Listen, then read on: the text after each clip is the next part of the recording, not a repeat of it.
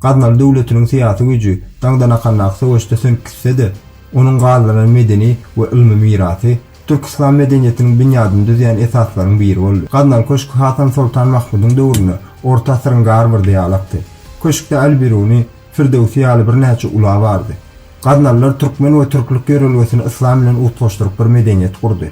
Daňdan akannak Seljuklara garşy ýeňilişe garamazdan taryh sahnasyna bir-birini tamamlayan halklardygyny görkezdi. Gadnal döwletiniň territoriýasy taryha gark boldy. Ýöne türkmenleriň agdy berligi we ilim söýgüsi asla sönmedi. Bir döwleti dik tutýan zat gylyç däl, eýsem medeniýeti we ilme bolan hormatdyr. Gadna ýykyldy, emma türkmenligiň çyrasy hinizem ýaty saçýar. Türk birligi taryhyň ýoluna ebedi ýaşasyn. Şunuň ýaly wideolar üçin kanalymyza abone bolmagy, like basmagy, hem de kommentariýlarda öz pikirlerinizi ýazmagy ýadyňyzdan çykarmagy.